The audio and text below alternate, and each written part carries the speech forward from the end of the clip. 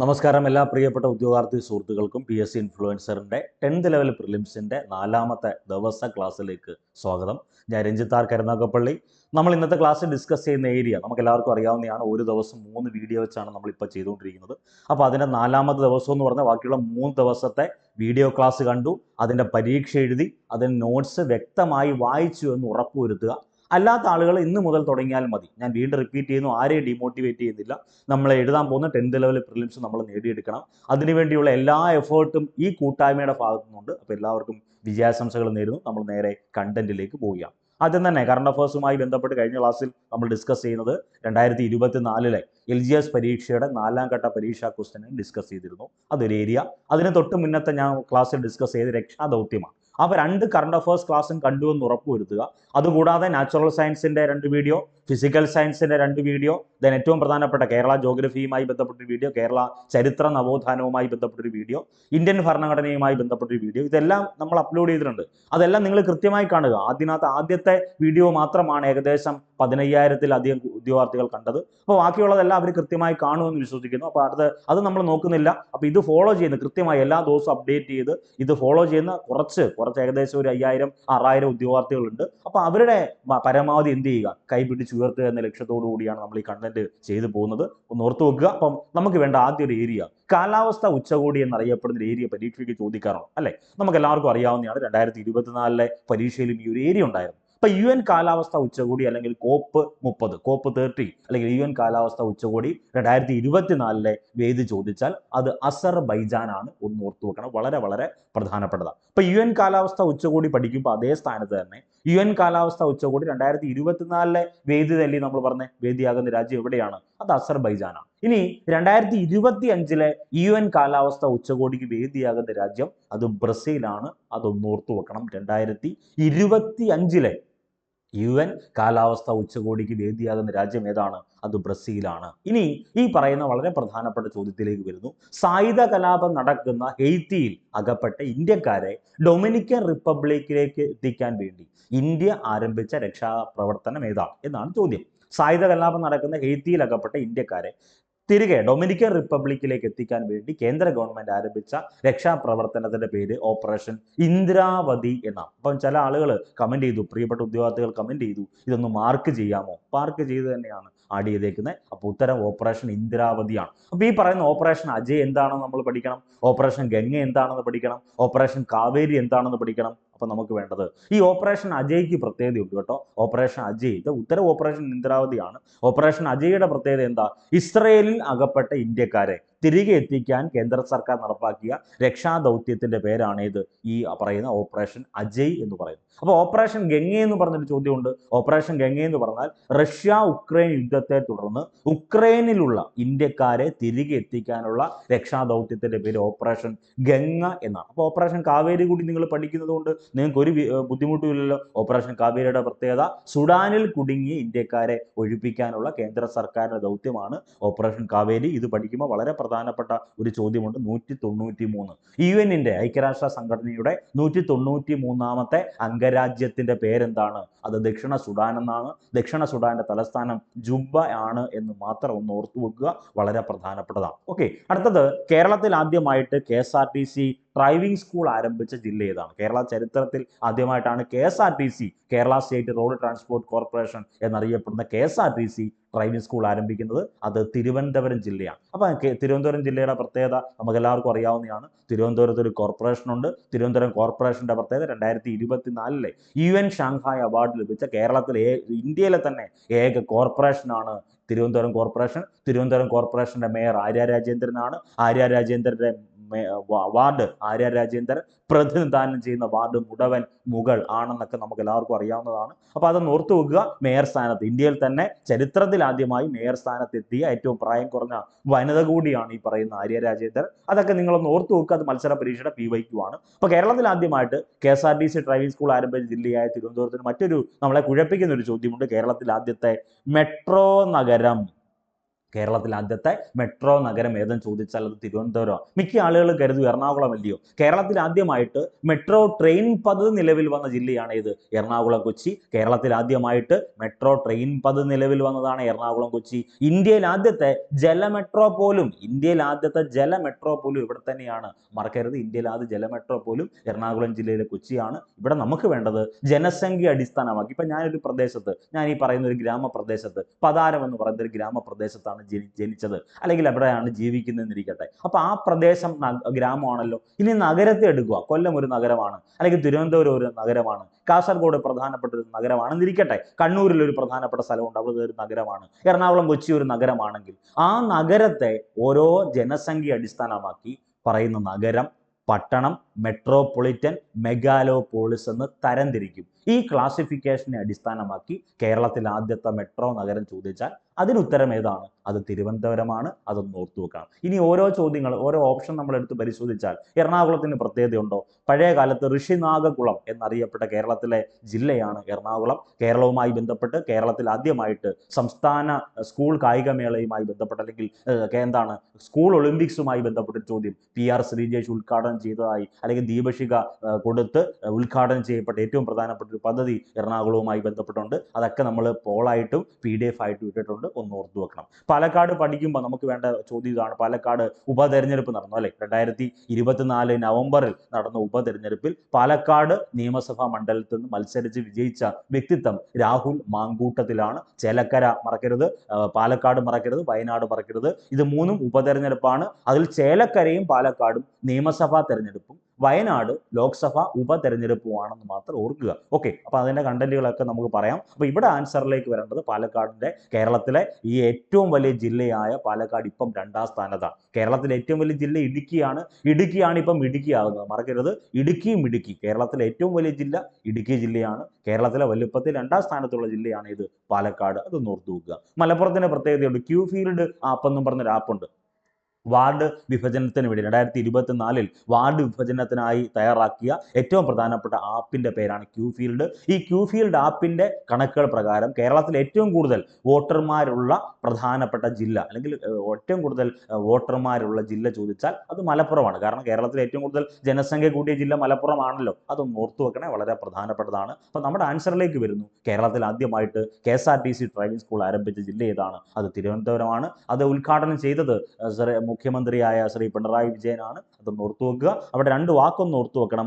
Real executive, nominal executive. ഒരു രാജ്യത്തിന്റെ real executive, India എന്ന മഹാരാജ്യത്തിന്റെ റിയൽ എക്സിക്യൂട്ടീവ് ആരെന്ന് ചോദിച്ചാൽ ഇന്ത്യ എന്ന മഹാരാജ്യത്തിന്റെ റിയൽ എക്സിക്യൂട്ടീവ്, അല്ലെങ്കിൽ ഇന്ത്യയുടെ റിയൽ എക്സിക്യൂട്ടീവ് എന്ന് പറയുന്നത് അത് പ്രധാനമന്ത്രി ആയിരിക്കും. ഇന്ത്യയുടെ നോമിനൽ എക്സിക്യൂട്ടീവ് എന്ന് പറയുന്നത് അത് ഇന്ത്യയുടെ രാഷ്ട്രപതി ആയിരിക്കും. മറക്കരുത്. അപ്പൊ നമ്മൾ പറയുന്നത് ഇങ്ങനെയാണ്. സർവ്വ സൈന്യാധിപൻ എന്നറിയപ്പെടുന്നത്, അല്ലെങ്കിൽ ഏറ്റവും പ്രധാനപ്പെട്ട വ്യക്തിത്വം, ഫസ്റ്റ് പേഴ്സൺ എന്നൊക്കെ അറിയപ്പെടുന്ന, പ്രഥമ പൗരൻ എന്നൊക്കെ അറിയപ്പെടുന്ന ആര് തന്നെ? ഇന്ത്യയുടെ രാഷ്ട്രപതി തന്നെ. പക്ഷെ നമ്മൾ ഇന്ത്യൻ കോൺസ്റ്റിറ്റ്യൂഷൻ ബേസ്ഡ് ആയിട്ടുള്ള കണ്ടന്റ് പറയുമ്പോൾ റിയൽ എക്സിക്യൂട്ടീവ്, നോമിനൽ എക്സിക്യൂട്ടീവ് എന്നറിയപ്പെടുന്ന പാർലമെന്ററി സിസ്റ്റത്തിന്റെ ഒരു ലോജിക്കാണ് പറഞ്ഞേക്കുന്നത്. അത് മറക്കരുത്. ഇനി ഇതേ ലോജിക്ക് കേരളത്തിലേക്ക് എടുക്കണം. കേരള സംസ്ഥാനത്തിന്റെ റിയൽ എക്സിക്യൂട്ടീവ് എന്ന് പറഞ്ഞാൽ അത് മുഖ്യമന്ത്രി ആയിരിക്കും. കേരള സംസ്ഥാനത്തിന്റെ നോമിനൽ എക്സിക്യൂട്ടീവ് ആണ് ഗവർണർ. അതും ഓർക്കണേ. അപ്പൊ നമുക്ക് വേണ്ടത് ഈ പറയുന്ന തിരുവനന്തപുരത്ത്, കേരളത്തിൽ ആദ്യമായിട്ട് KSRTC ഡ്രൈവിംഗ് സ്കൂൾ ആരംഭിച്ച തിരുവനന്തപുരത്താണ്. അതിൽ ഉദ്ഘാടകൻ ആരാണ്? മുഖ്യമന്ത്രി ശ്രീ പിണറായി വിജയനാണ്. സംസ്ഥാന ആസൂത്രണ ബോർഡിന്റെ, കേരള സംസ്ഥാന ആസൂത്രണ ബോർഡിന്റെ നിലവിൽ അധ്യക്ഷൻ ചോദിച്ചാലും ഉത്തരമാര് തന്നെ?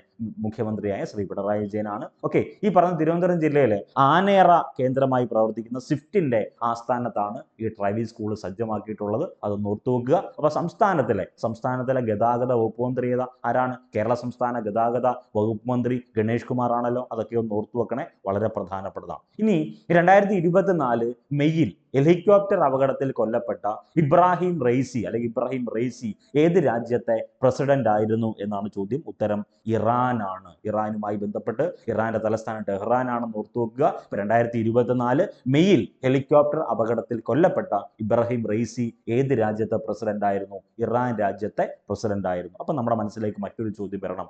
ഈ പറയുന്ന ഹെലികോപ്റ്റർ അപകടം നടക്കുന്നത്, അദ്ദേഹം അന്തരിക്കുന്നത് 2024 മെയ് 19-നാണ്. ഈ പറയുന്ന ഹെലികോപ്റ്റർ അപകടത്തിൽ കൊല്ലപ്പെട്ട ഇറാൻ വിദേശകാര്യ മന്ത്രിയുടെ പേര് അമീർ അബ്ദുല്ലാഹിയാണ്.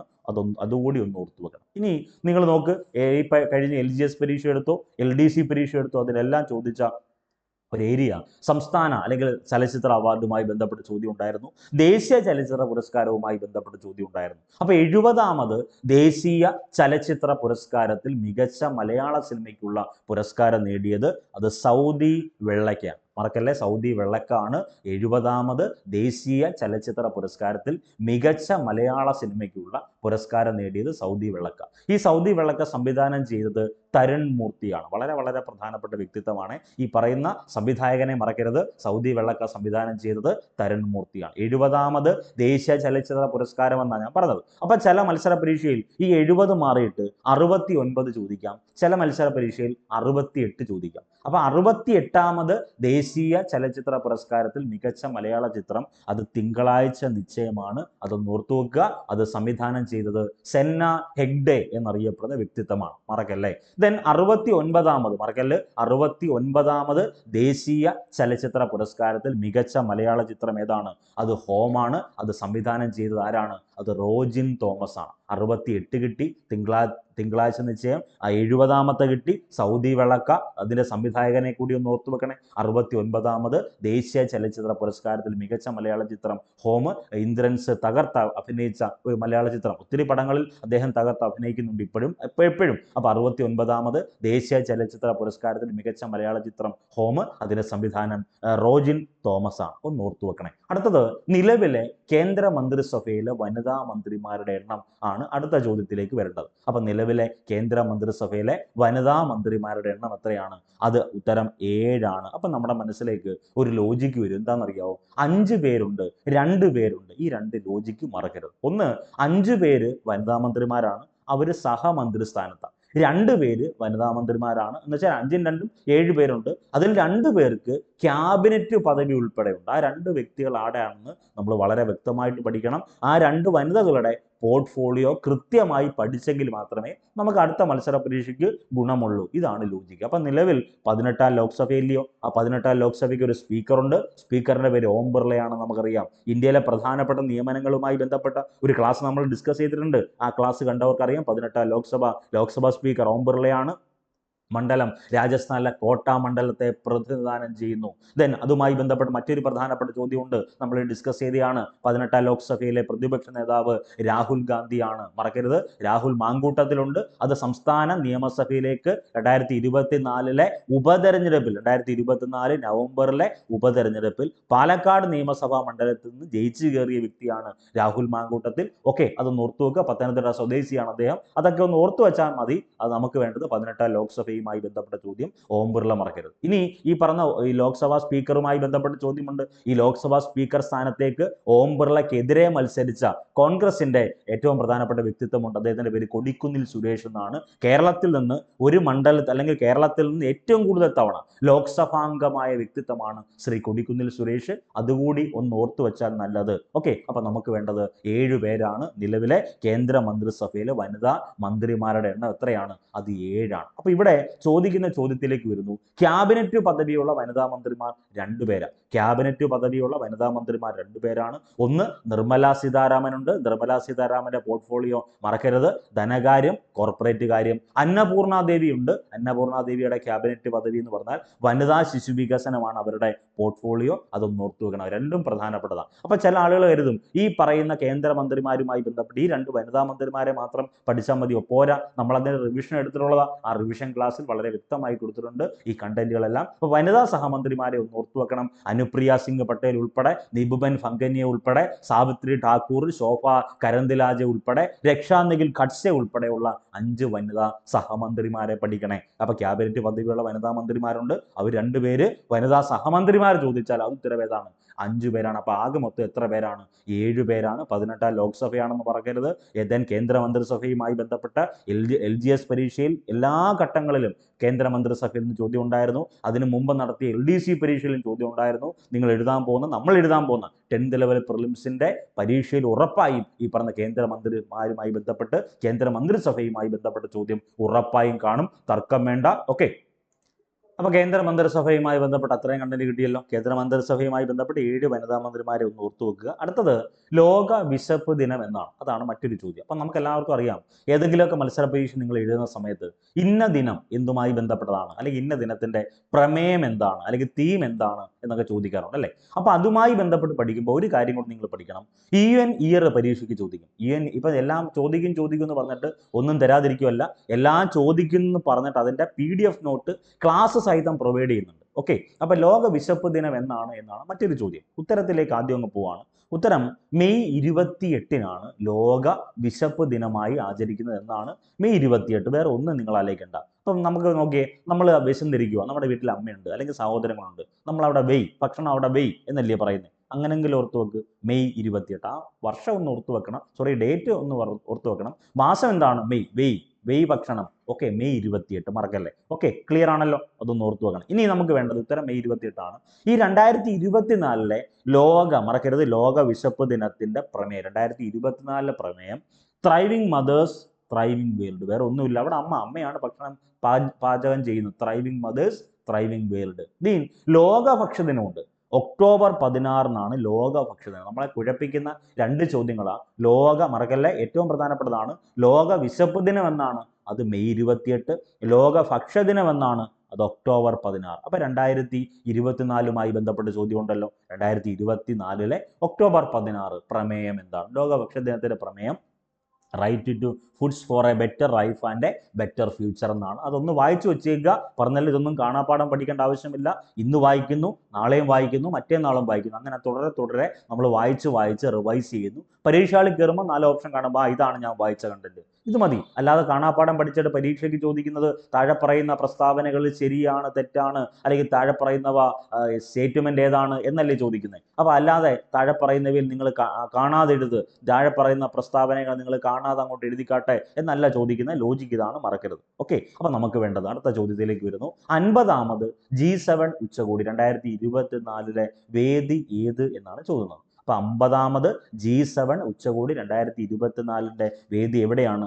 അത് ഓപ്ഷൻ ബി, ഇറ്റലി ആണെന്ന് ഓർക്കണം. അപ്പൊ നമ്മുടെ മനസ്സിലേക്ക് വരണം, 49ാമത് വേദിയുണ്ട്, 48ാമത് വേദിയുണ്ട്, 47ാമത് വേദിയുണ്ട്. ഏതാണ്? G7 ഉച്ചകോടിയാണ്. G7 ഉച്ചകോടിയുടെ 49ാമത് വേദി, അത് 2023 വേദി ജപ്പാനാണ്. 48ാമത് വേദി 2022 അത് ജർമ്മനിയാണ്. 47ാമത് വേദി അത് 2021 എവിടെയാണ്? അത് UK മറക്കല്ലേ. അടുത്തത് 2024 മെയ്യിൽ അന്തരിച്ച സംസ്ഥാനത്തെ ആദ്യ വനിതാ ജയിൽ സൂപ്രണ്ട്. അപ്പൊ നമ്മുടെ വിയോഗം എന്നറിയപ്പെടുന്ന ഒരു ഏരിയ ഉണ്ട്, അറിയാലോ. ഏതെങ്കിലുമൊക്കെ വ്യക്തികൾ, അത് പ്രഗത്ഭരായിട്ടുള്ള ആളുകളായിരിക്കാം, അതല്ലാതെ ഏതെങ്കിലും വ്യക്തിത്വമായിക്കോട്ടെ, സാഹിത്യ മേഖലയുമായി ബന്ധപ്പെട്ട വ്യക്തികളായിക്കോട്ടെ, സിനിമാ മേഖലയുമായി ബന്ധപ്പെട്ട വ്യക്തികളായിക്കോട്ടെ, എന്തുമായിക്കോട്ടെ, അവിടെ ചോദ്യം വരുന്നത് ഇങ്ങനെയാണ്: 2024 മെയ്യിൽ അന്തരിച്ച സംസ്ഥാനത്തെ ആദ്യ വനിതാ ജയിൽ സൂപ്രണ്ട്. അപ്പൊ അവിടെ ലോജിക്ക് എന്തുവാണെന്നറിയാവോ? ഈ കേരളത്തിൽ സംസ്ഥാനത്തെ ആദ്യത്തെ വനിതാ ജയിൽ സൂപ്രണ്ട് എന്നാ ചോദ്യം. ഈ ചോദ്യം വരുന്നത് എന്തുകൊണ്ടാണ്? 2024 മെയ്യിൽ ഈ പറയുന്ന വ്യക്തിത്വത്തിന്റെ ഒരു വിയോഗമുണ്ട്. അപ്പൊ വിയോഗം വായിക്കുന്ന ചോദ്യാർത്ഥികൾ എന്ത് ചെയ്യുന്നു?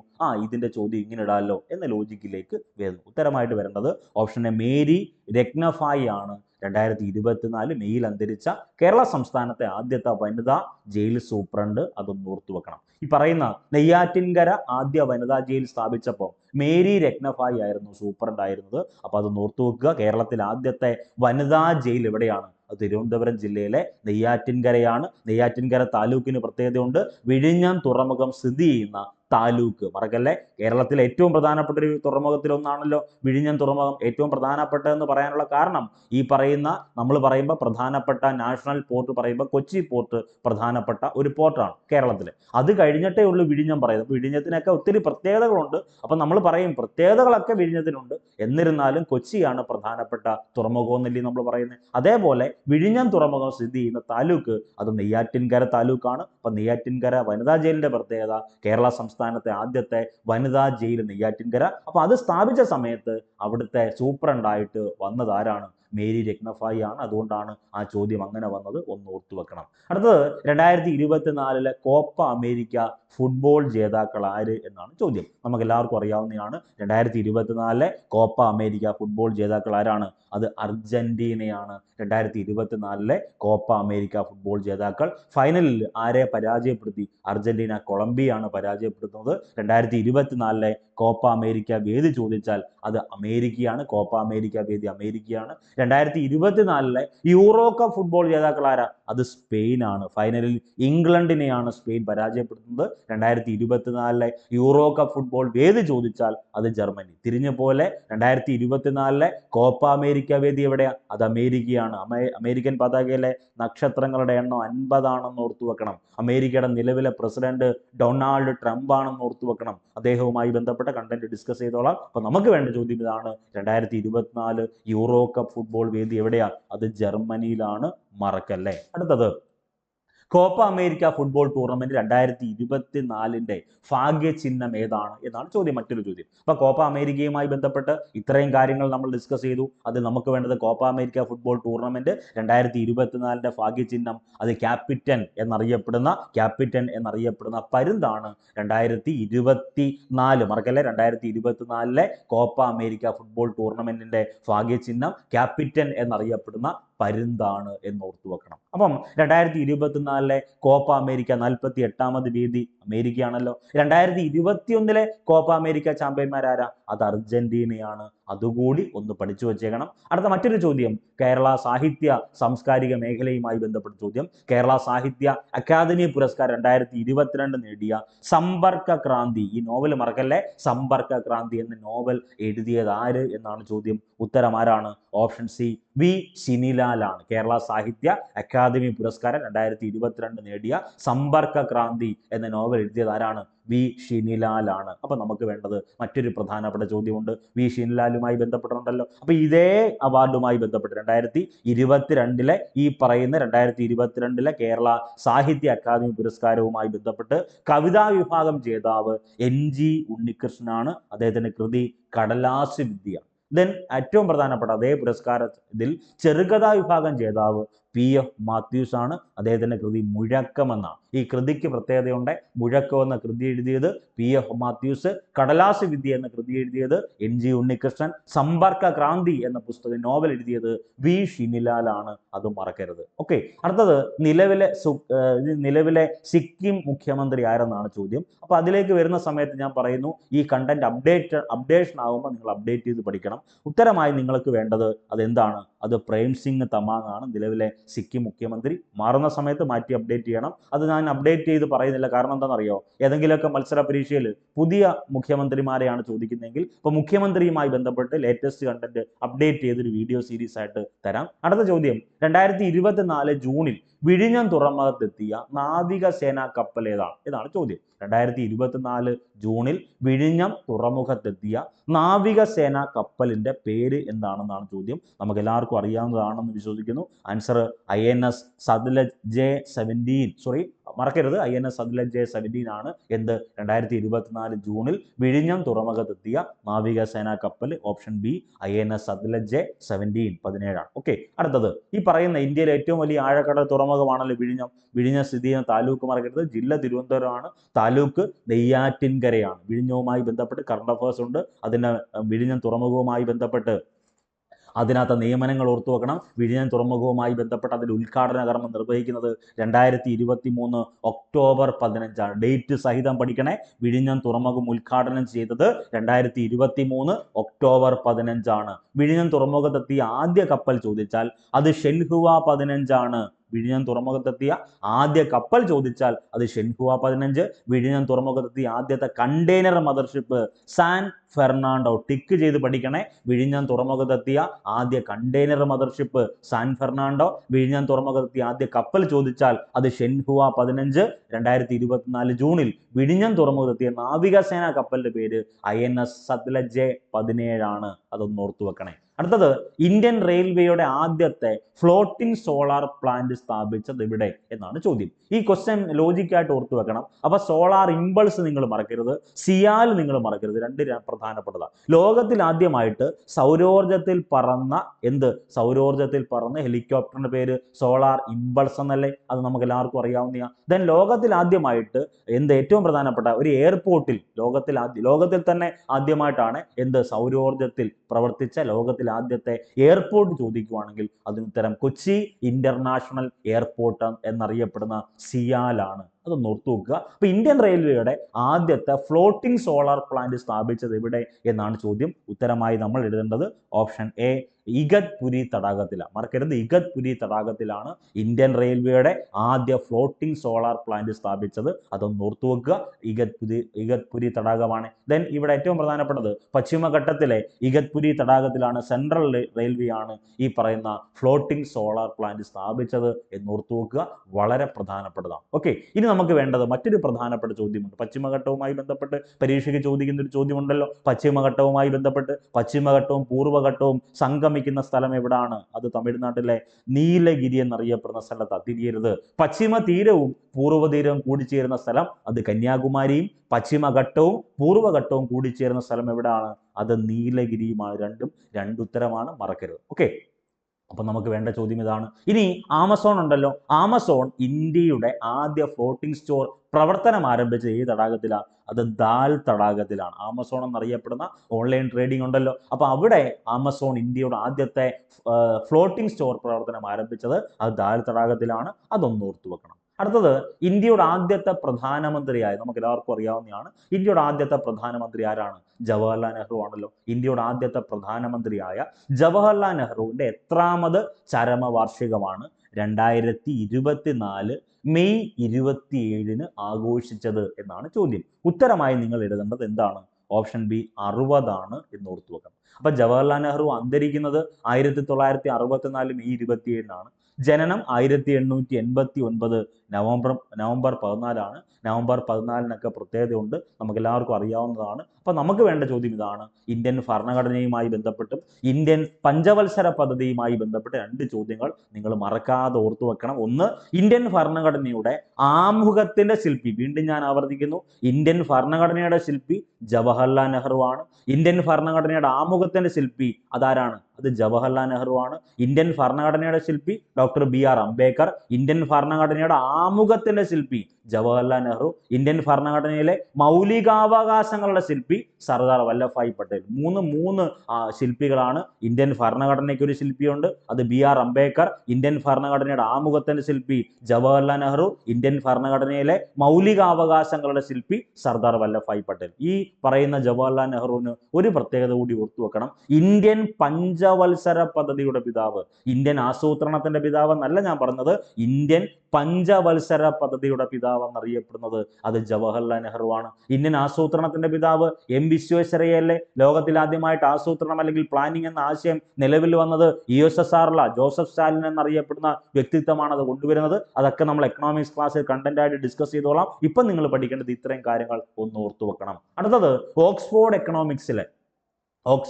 എക്കണോമിക്സ് ഗ്ലോബൽ സിറ്റീസ് ഇൻഡെക്സ് 2024 പട്ടികയിൽ 1ാം സ്ഥാനത്തെത്തിയ നഗരം ഏത് എന്നാണ് ചോദ്യം. ഉത്തരമായി നിങ്ങൾ എഴുതേണ്ടത് അത് ന്യൂയോർക്ക് നഗരമാണ്. Oxford economics global cities index 2024 പട്ടികയിൽ 1ാം സ്ഥാനത്തെത്തിയ നഗരം ഏതാണ്? അത് ന്യൂയോർക്കാണ്. ഒന്നോർത്ത് വെക്കണേ. രണ്ടാമത് ലണ്ടൻ ആണ്. ഇന്ത്യയിൽ നിന്നും ഒന്നാമതായിട്ട് നേടിയത് ഡൽഹിയാണ്. പഴയ കാലത്ത് ഇന്ദ്രപ്രസ്ഥ എന്നും ദില്ലിക എന്നീ പേരുകളിൽ അറിയപ്പെട്ട ഇന്ത്യയിലെ പ്രദേശമാണല്ലോ ഡൽഹി എന്നറിയപ്പെടുന്നത്. റാങ്ക് 350 ആണ്. ഈ പറഞ്ഞ ഇൻഡെക്സിൽ കേരളത്തിൽ നിന്ന് ഒന്നാമത് ചോദിച്ചാൽ അത് കൊച്ചിയാണ്. ഇൻഡെക്സിൽ 521. അപ്പൊ നമുക്ക് വേണ്ടത് ഈ പറഞ്ഞ 2024 ഓക്സ്ഫോർഡ് എക്കണോമിക്സ് ഗ്ലോബൽ സിറ്റീസ് ഇൻഡെക്സിൽ ഒന്നാമതെത്തിയ നഗരം. അപ്പൊ ഒന്നാമതെത്തിയ നഗരം എവിടെ തന്നെ? ന്യൂയോർക്ക് നഗരം തന്നെ. ഇനി ഇന്ത്യയിൽ നിന്ന് 1ാം റാങ്ക് അല്ലെങ്കിൽ ഒന്നാമത് നേടിയത് ഡൽഹിയാണ്. റാങ്ക് 350. കേരളത്തിൽ നിന്ന് ഒന്നാമത് നേടിയത് കൊച്ചിയാണ്. 521 റാങ്ക്. അതൊന്ന് ഓർത്തു വെക്കുക. അടുത്തത് കേന്ദ്ര മന്ത്രിസഭയുമായി ബന്ധപ്പെട്ടൊരു ചോദ്യം വന്നാൽ ഈ പറയുന്ന 4 വസ്തുതകൾ നിങ്ങൾ ഓർക്കണം. ഒന്ന്, കേന്ദ്ര മന്ത്രിസഭയുമായി ബന്ധപ്പെട്ട് കേന്ദ്ര മന്ത്രിസഭ സത്യപ്രതിജ്ഞ ചെയ്യുന്ന ഡേറ്റ് സഹിതം മറക്കല്ലേ, 2024 ജൂൺ 9 കേന്ദ്ര മന്ത്രിസഭ സത്യപ്രതിജ്ഞ ചെയ്യുന്നത്. ഇനി ഈ കേന്ദ്ര മന്ത്രിസഭയിൽ ഏറ്റവും പ്രായം കുറഞ്ഞ മന്ത്രിയുടെ പേരാണ് K. രാംമോഹൻ നായിഡു ആണ് ഏറ്റവും പ്രായം കുറഞ്ഞ മന്ത്രി. ഏറ്റവും പ്രായം കൂടിയ മന്ത്രി ആരാണ്? അത് ജിതിൻ റാം മാഞ്ചിയാണ്. അതുകൂടി ഒന്ന് ഓർത്തു വെക്കുക. അടുത്തത് ഉറപ്പായും പരീക്ഷയ്ക്ക് ചോദിക്കുന്ന ഏരിയയാണ് വാർഷികങ്ങൾ. ഉറപ്പായും നിങ്ങൾ എഴുതി വെച്ചോ. നിങ്ങൾ എഴുതാൻ പോകുന്ന മത്സര പരീക്ഷയിൽ ഉറപ്പായും സിയാലുമായി ബന്ധപ്പെട്ടൊരു ചോദ്യം ഉറപ്പായും കാണും. ഞാൻ ഈ പറയുന്ന കാര്യങ്ങൾ ഉറപ്പിച്ചു പഠിച്ചോ. സിയാലുമായി ബന്ധപ്പെട്ടൊരു വാർഷികം ഉറപ്പായും കാണും. ദെൻ വൈക്കം സത്യാഗ്രഹവുമായി ബന്ധപ്പെട്ടൊരു ക്വസ്റ്റ്യൻ നിങ്ങൾക്ക് നിങ്ങളുടെ പരീക്ഷയിൽ ഉറപ്പായും കാണും. ദെൻ ഏറ്റവും പ്രധാനപ്പെട്ടത് മുഹമ്മദ് അബ്ദുറഹ്മാൻ സാഹിബുമായി ബന്ധപ്പെട്ട് അൽ അമീൻ എന്നറിയപ്പെടുന്ന മാസികയിൽ നിന്ന് ഒരു ക്വസ്റ്റ്യൻ കാണും. ഞാൻ ഉറപ്പ് പറയുന്നത് വേറൊന്നും കൊണ്ടല്ല, വാർഷികങ്ങളുമായി ബന്ധപ്പെട്ട് പരീക്ഷയ്ക്ക് ചോദിക്കുന്ന ഏരിയ ഇതായതുകൊണ്ടാണ്. അപ്പൊ കേരളത്തിലെ ഏത് അന്താരാഷ്ട്ര വിമാനത്താവളത്തിന്റെ 25ാമത് വാർഷികമാണ് 2024 മെയ്യിൽ ആഘോഷിച്ചത് എന്നാണ് ചോദ്യം. 2024 മെയ്യിലാണ് ആഘോഷിച്ചു കഴിഞ്ഞു. ഉത്തരമായി വരേണ്ടത് ഏതാണ്? അത് കൊച്ചി ഇന്റർനാഷണൽ എയർപോർട്ട്, സിയാൽ എന്നറിയപ്പെടുന്ന അന്താരാഷ്ട്ര വിമാനത്താവളത്തിന്റെ 25ാമത് വാർഷികമാണ് എവിടെ എന്ന് ആചരിക്കുന്നത്? 2024 മെയ്യിൽ ആചരിക്കുന്നത്. അപ്പം കൊച്ചിയാണല്ലോ ഉത്തരമായി വരേണ്ടത്. ഉദ്ഘാടനം ചെയ്യുന്നത് 1999 മെയ് 25-നാണ് കൊച്ചി ഇന്റർനാഷണൽ എയർപോർട്ട് ലിമിറ്റഡ് എന്നറിയപ്പെടുന്ന സിയാൽ ഉദ്ഘാടനം ചെയ്യുന്നത്.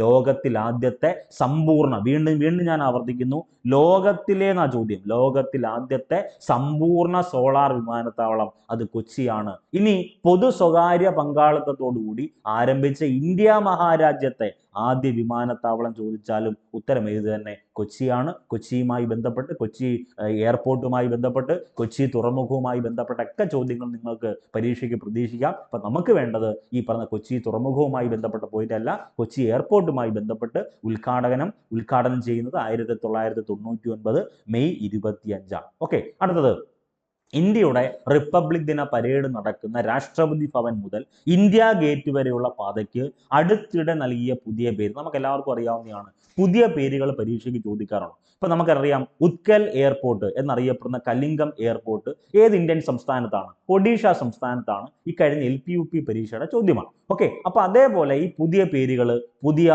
സ്ഥലങ്ങൾ എന്ന് വെച്ചാൽ പഴയ സ്ഥലങ്ങൾക്ക് പഴയ പേരുകളൊക്കെ ഉണ്ട്. അപ്പൊ അത് മാറ്റിയിട്ട് എന്ത് ചെയ്യും? പുതിയ പേര് വരുമ്പം അതൊന്ന് അപ്ഡേറ്റ് ചെയ്ത് പഠിക്കണം. അപ്പൊ ഇന്ത്യയുടെ റിപ്പബ്ലിക് ദിന പരേഡ് നടക്കുന്ന രാഷ്ട്രപതി ഭവൻ മുതൽ ഇന്ത്യ ഗേറ്റ് വരെയുള്ള പാതയ്ക്ക് ഏറ്റവും ലേറ്റസ്റ്റ് ആയി നൽകിയ പേര് വേറെ ഒന്നുമില്ല, കർത്തവ്യ പദ് എന്നാണ്. കർത്തവ്യ പദ് എന്നാണ്. ഉത്തരം ഏതാണ്? കർത്തവ്യ പദാണ്. രാജ്പഥിന്റെ പേരാണ് എന്താക്കി മാറ്റിയത്? പഴയ രാജ്പഥാണ് ഇപ്പൊ എന്താവുന്നത്? കർത്തവ്യ പദാവുന്നത്. അതൊന്ന് ഓർത്തു വെക്കണം. ഇനി രാഷ്ട്രപതി ഭവൻ ഉണ്ടല്ലോ, ഈ രാഷ്ട്രപതി ഭവനിലെ മുഗൾ ഗാർഡന്റെ പുതിയ പേരെന്താണ്? അമൃത് ഉദ്യാൻ എന്നാണ്. രാഷ്ട്രപതി ഭവനിലെ മുഗൾ ഗാർഡന്റെ പുതിയ പേരെന്താണ്? അത് അമൃത് ഉദ്യാനാണ്. അപ്പൊ പുതിയ പേരുകളൊക്കെ ഒന്ന് അപ്ഡേറ്റ് ചെയ്ത് പഠിച്ചു വെച്ചേക്കുക, ഓർത്തു വെക്കണം. ഓക്കെ, അടുത്ത ചോദ്യം. ലോകത്തിലെ ആദ്യത്തെ 6G ഡിവൈസ് പുറത്തിറക്കിയ രാജ്യം ഏതാണ്? ലോകത്തിലെ ആദ്യത്തെ 5G അല്ല 6G ഡിവൈസ് പുറത്തിറക്കിയ രാജ്യം ഏത് എന്നാണ് ചോദ്യം. ഉത്തരം ഏതാണ്? അത് ജപ്പാനാണ്. അതൊന്ന് ഓർത്തു വെക്കുക. അപ്പൊ ടെക്നോളജിയുമായി ബന്ധപ്പെട്ടൊക്കെ ജപ്പാൻ, മെയ്ഡ് ഇൻ ജപ്പാൻ എന്നൊക്കെ അല്ലേ നമ്മൾ പറയുന്നത്. കോമൺ ആയി മെയ്ഡ് ഇൻ ചൈന എന്ന് പറയും, മെയ്ഡ് ഇൻ ഇറ്റലി എന്ന് പറയും, ഒക്കെ പറയും. മെയ്ഡ് ഇൻ ജപ്പാൻ, അതൊന്ന് ഓർത്തു വെക്കുക. അടുത്തത് 2024 മെയ്യിൽ DRDO വികസിപ്പിച്ച് വിജയകരമായി പരീക്ഷിച്ച air to surface anti radiation supersonic മിസൈലിന്റെ പേര് രുദ്രം 2 എന്നാണ്. മറക്കരുത്, രുദ്രം 1 അല്ല, രുദ്രം എന്ന് മാത്രമല്ല, രുദ്രം 2 ആണ് ആൻസർ ആയിട്ട് വരുന്നത്. 2024 മെയ്യിൽ DRDO വികസിപ്പിച്ച് വിജയകരമായി പരീക്ഷിച്ച എയർ ടു സർഫേസ് ആണ്, air to surface anti radiation supersonic മിസൈലിന്റെ പേര് രുദ്രം 2. അപ്പൊ രുദ്രം 2 എന്താണ്? അതൊരു മിസൈൽ ആണെന്നാണ് എന്ന വസ്തുത മറക്കരുതേ. ഓക്കെ, അടുത്ത ചോദ്യത്തിലേക്ക് വരുന്നു. പരമ്പരാഗത നെല്ലിനങ്ങളെ സംരക്ഷിച്ചതിലൂടെ പത്മശ്രീ പുരസ്കാരത്തിന് അർഹനായ കേരള കർഷകന്റെ പേര്. പരമ്പരാഗത നെല്ലിനങ്ങളെ സംരക്ഷിച്ചതിലൂടെ പത്മശ്രീ പുരസ്കാരത്തിന് അർഹനായ കേരള കർഷകന്റെ പേര് അത് സത്യനാരായണ ബെളേരിയാണ്. സത്യനാരായണ ബെളേരിയാണ് ഉത്തരമായിട്ട് വരേണ്ടത്. ഈ പറയുന്ന 2024 പത്മശ്രീ ലഭിച്ച ഈ പറയുന്ന സത്യനാരായണ ബെളേരിയുടെ ഒപ്പം തന്നെ 2024 പത്മശ്രീ ലഭിച്ച മറ്റു മലയാളികളെ ഓർത്തു വെക്കുക. ഒന്ന് സദനം ബാലകൃഷ്ണനുണ്ട്, EP നാരായണൻ, P ചിത്ര നമ്പൂതിരിപ്പാട്, മുനി നാരായണ പ്രസാദ്, അശ്വതി തിരുനാൾ, ഗൗരി ലക്ഷ്മി ഫായ്. ഇത്രയും വ്യക്തികൾക്കാണ് 2024 പത്മശ്രീ ലഭിച്ച മറ്റു മലയാളികൾ. ഒന്ന് ഓർത്തു വെക്കണം. അടുത്തത് ഏറ്റവും പ്രധാനപ്പെട്ട ചോദ്യമാണ് 2024 കേന്ദ്ര മന്ത്രിസഭയുമായി ബന്ധപ്പെട്ട ചോദ്യം. അതിൽ മലയാളി സാന്നിധ്യം വളരെ പ്രധാനപ്പെട്ട 2 വ്യക്തിത്വങ്ങളാണ് കേന്ദ്ര മന്ത്രിസഭയിലെ മലയാളികൾ. ഒന്ന് സുരേഷ് ഗോപിയാണെന്ന് നമുക്ക് എല്ലാവർക്കും അറിയാം,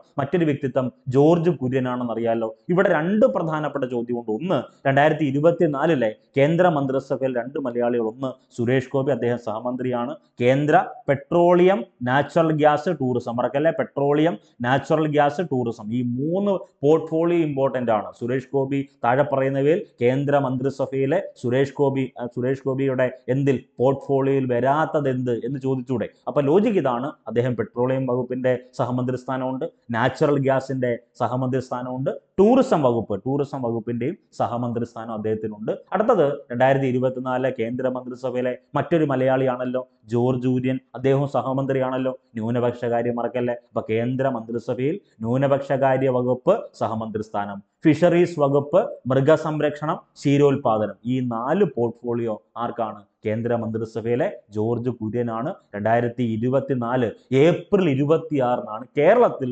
ലോക്സഭാ തെരഞ്ഞെടുപ്പ് നടക്കുന്നത്. ഈ ഡേറ്റ് മറക്കല്ലേ. കേരളത്തിൽ ലോക്സഭാ തെരഞ്ഞെടുപ്പ് നടക്കുന്നത് 2024 ഏപ്രിൽ 26 എന്ന വസ്തുത ഓർക്കണം. ഞാൻ വീണ്ടും ആവർത്തിക്കുന്നു, ഈ കറണ്ട് അഫേഴ്സ് മാത്രമല്ല, ഇനി വരും ദിവസം എല്ലാം ഒരു ദിവസം, അതായത് എല്ലാ ദിവസവും ഒരു ക്ലാസ് എന്ന് പറയുന്ന കറണ്ട് അഫേഴ്സ് ആയിരിക്കും. ഇങ്ങനെ ചിലപ്പോൾ ക്വസ്റ്റ്യൻ വർക്കൗട്ട് ആയിരിക്കാം. ഇനി അടുത്തതായിട്ട് ലേറ്റസ്റ്റ് ആയിട്ട് ഓരോ ടോപ്പിക്ക് ബേസ് ചെയ്ത് ഇപ്പോൾ പറയുന്ന പ്രധാനപ്പെട്ട വാർഷികങ്ങളാണെങ്കിൽ വാർഷികങ്ങൾ മാത്രം, പ്രധാനപ്പെട്ട കമ്മീഷനുകളാണെങ്കിൽ കമ്മീഷനുകൾ മാത്രം, പ്രധാനപ്പെട്ട അവാർഡ് ആണെങ്കിൽ അത് മാത്രം, അത് മാത്രമായി ചേർത്ത് ഓരോ PDF-ഉം ഓരോ ക്ലാസ് സെക്ഷനായിട്ടും വരും ക്ലാസ്സുകളിൽ അപ്ലോഡ് ചെയ്യും. അപ്പോൾ കൃത്യമായി സിൻസിയറായി പഠിക്കുക. വരാൻ പോകുന്ന 10th ലെവൽ പ്രിലിംസിന് ഈ പറയുന്ന കൂട്ടായ്മയോടൊപ്പം നിങ്ങൾ നിൽക്കുക. നിങ്ങൾക്ക് നല്ല മാർക്ക് സ്കോർ ചെയ്യാൻ പറ്റും. അപ്പോൾ എല്ലാവർക്കും വിജയാശംസകൾ നേരുന്നു. നന്ദി, നമസ്കാരം.